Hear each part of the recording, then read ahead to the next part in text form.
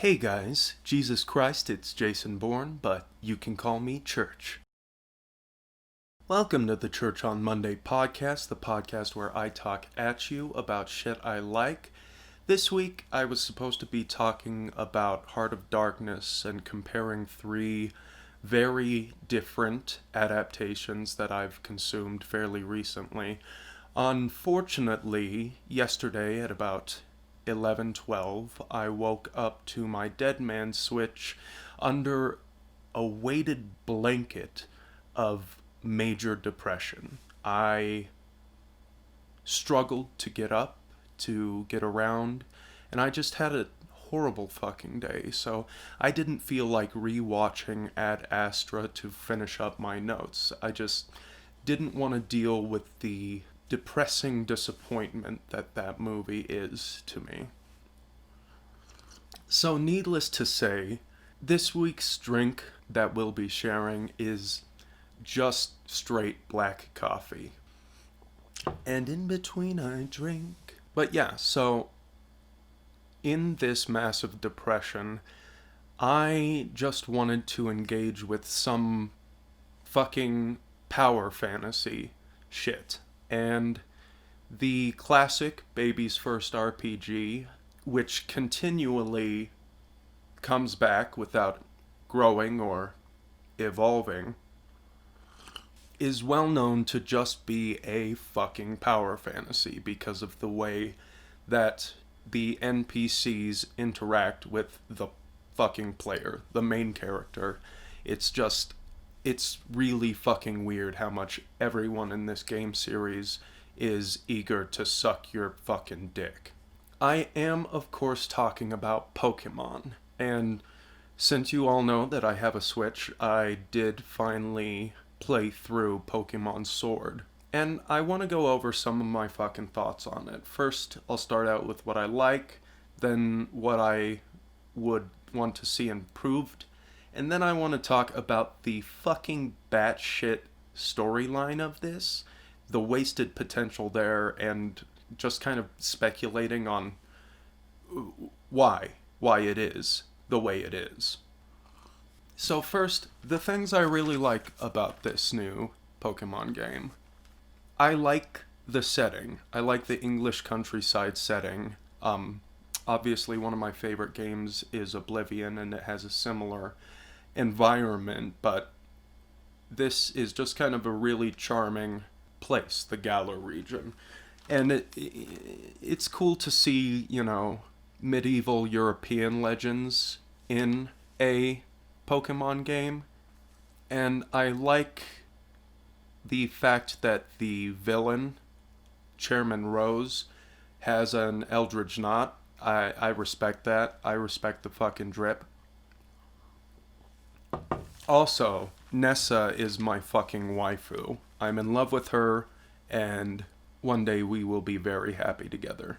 But beyond those aesthetics, I do like that there are a lot of new Pokemon and, different styles of Pokemon for this new region, and they have cut out a lot of the back catalog, but really, I'm okay with it. It feels really good to play a Pokemon game and only know like half of the fucking Pokemon that you interact with. It feels like the original, like you're kind of discovering these new species of Pokemon, and I actually like it a lot. I know a lot of fans were pissed that they took out so many and tried to rebuild the roster, but I honestly really like it. I feel like they should continue doing the same thing moving forward with their future games.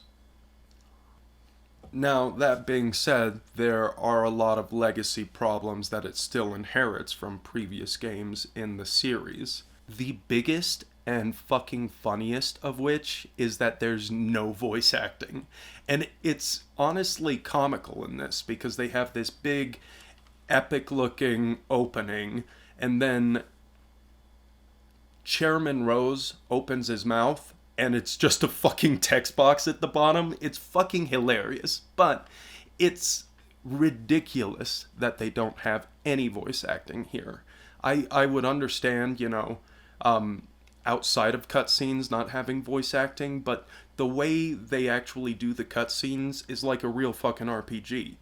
And it's it's I can't even describe how weird and fucking funny it is that characters open their mouths and they're supposedly singing or something and there's just silence.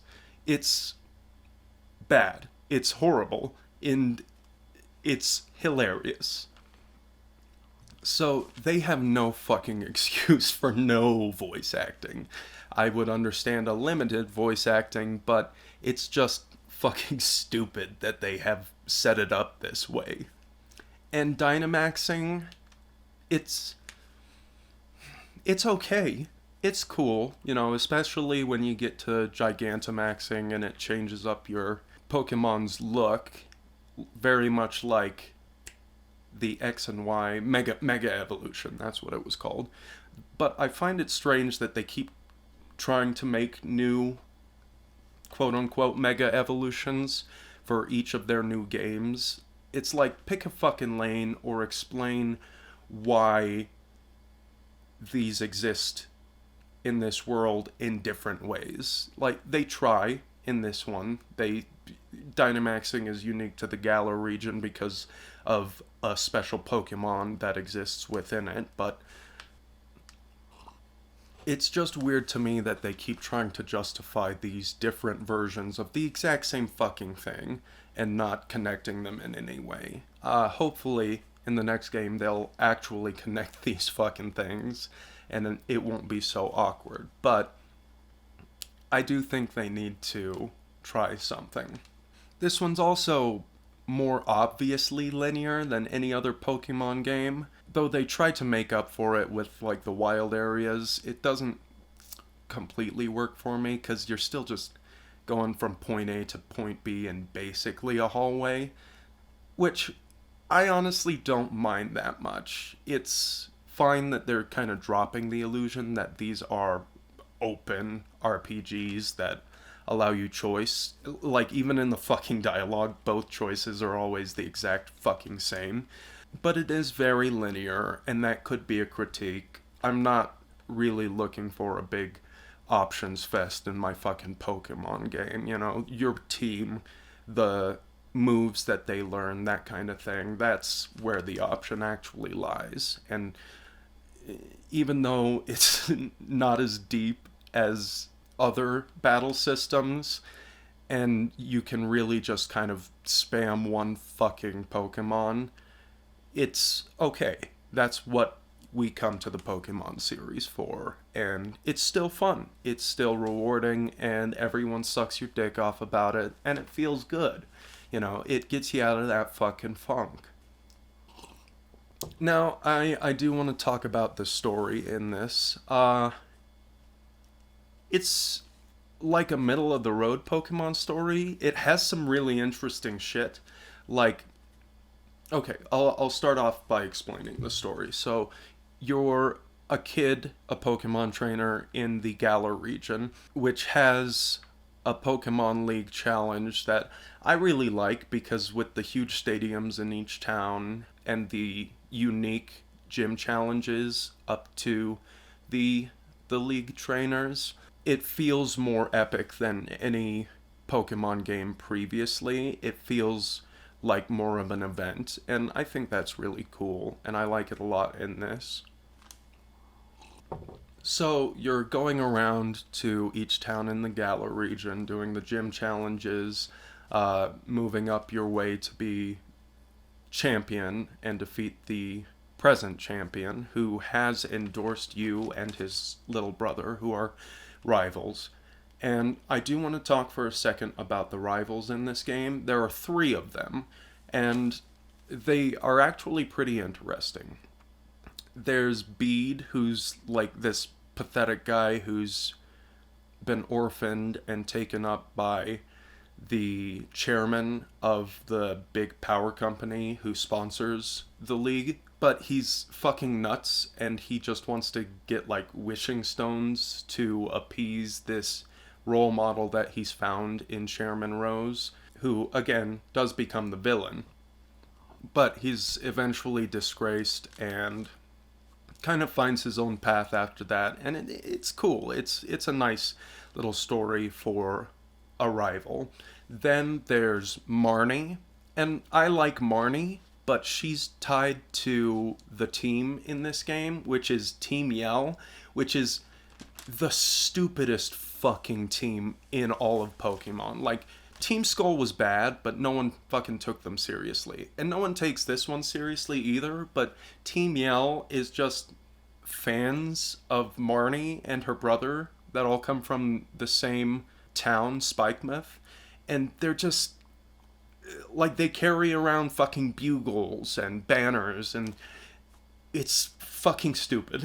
It's dumb and bad, and I don't like Team Yell. But it's not like a deal breaker. They're not as integral to the plot as like Team Rocket or anything like that. So it's dumb and bad, but it's something that you can ignore. So I think it's essentially fine. But Marnie is the little sister of the rock and roll, no Dynamaxing league trainer named Pierce.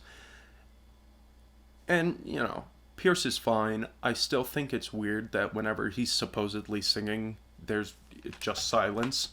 I think it's weird and bad. But Marnie's fine. And then your main rival is Hop. He's from the same town as you. He's the younger brother of the current champion. And you both are sponsored by that champion. And it's just kind of a good-hearted, good-natured Pokemon rivalry throughout the League Challenge. And I think that's good. Oh, hold on. Sejong, I can hear you. Oh, hey, baby boy. I'm sorry, you're gonna hear my cat in the background, but he's a good fat boy. Lil Suchong's a good boy. Anyway, in this rivalry, you know, you end up getting the sword Pokemon and he ends up getting the shield Pokemon, and I think it's nice and it's cool. But the story that goes along is that Chairman Rose has been using this weird ancient Pokemon that... Shut the fuck up. Come here, baby boy. Suchong, come here. Yes, you can join me. Come on. Hey, fat boy. Oh, I love you. So, Chairman Rose has been using this Pokemon Eternatus, to power the Galar region and cause Pokemon to Dynamax in certain spots called power spots. And I just do not understand his fucking motivations, because apparently this Pokemon is like sleeping in a shell. It's been dormant for a long time now, and he's trying to push enough power into it that it will wake up for no reason. Because this causes what's called the Darkest Day, which showers these Dynamax particles across the region and randomly makes Pokemon Dynamax and Rampage. But they just don't adequately explain why he wants this to happen, and I don't fucking get it. And then you think the end game, after you defeat Eternatus and Chairman Rose and become the new champion, you think that the end game after that will explain why he wanted this, but no, he's nowhere to be fucking seen. It's just another little vignette about these two guys who want to understand the legendary Pokemon of this generation. And that part of the story is okay. But it's like, I wanted fucking answers, though. I was confused.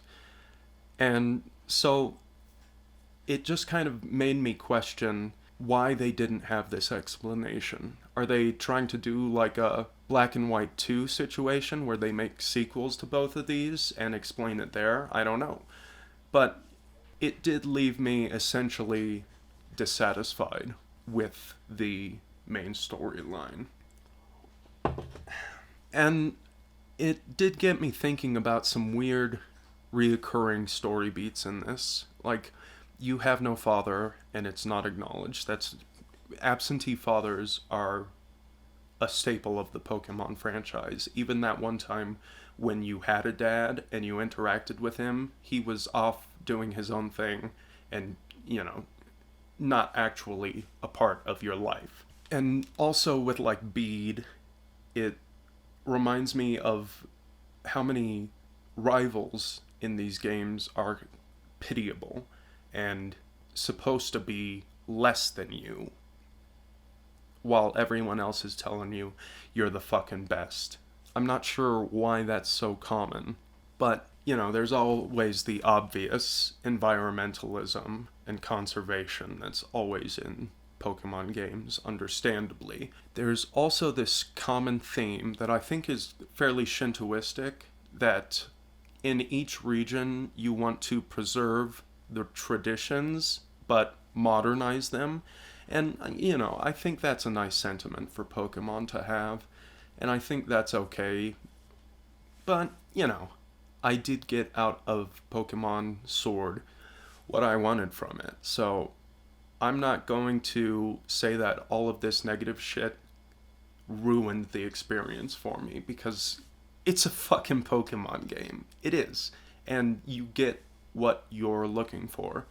And there were some things that I would have improved with it, but in the end, all I can do is post this fucking video and say that Pokemon Sword helped me a little bit in that depression, sure.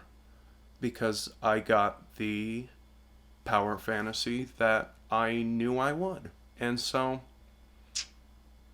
it gets a thumbs up.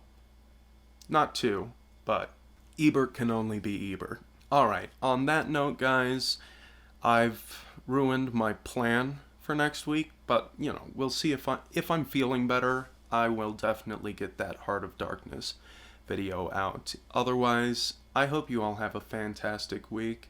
You can always contact me on Twitter or Instagram at its_just_church, or you can email me at churchonmondaypod@gmail.com. As always, love you. Bye. No tears, don't fuck with more yet. Take what you can get. You're not my girlfriend.